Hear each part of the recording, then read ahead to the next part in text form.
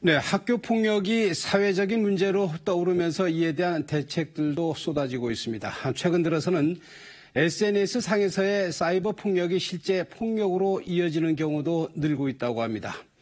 초중학교에서 집중적으로 발생하는 학교 내외 집단 폭력, 과연 예방책은 없는 건지 김연성 기자가 보도합니다. 최근 논란이 된 여중생 집단폭행의 피해자와 가해자 모두 중학생이었습니다. 학교 폭력은 연령대가 갈수록 낮아지고 있습니다. 올해 제주시 교육지원청에 접수된 학교 폭력 건수는 80여 건. 그 가운데 중학생이 65%로 가장 많고 초등학생도 15%나 됩니다.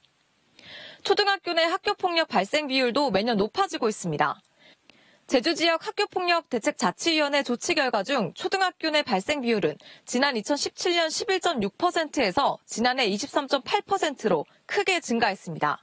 학교에서 그 범죄가 점점 초등학교로 퍼지니까 그게 좀 심각한 것 같아요. 초등학생들이 좀 실감대를 일찍 접하고 학교폭력 양상도 오프라인에서 온라인으로 옮겨가고 있습니다. 폭행 장면을 촬영하거나 SNS에 게시해 또래 사이 서열을 과시하기도 합니다.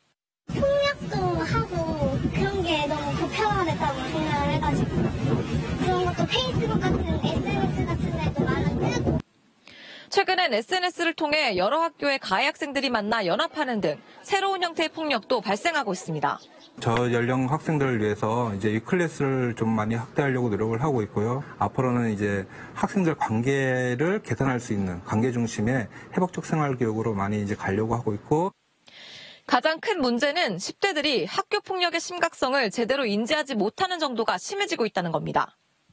미디어를 통해 가지고 성인들의 어떤 문화, 성인들의 폭력적인 부분 이런 부분들이 굉장히 빠르게 모방되고 학교 폭력의 연령대도 낮아지고 온라인을 통해 확대되는 양상에 맞춰 예방 대책에도 변화가 요구됩니다. JIBS 김현선입니다.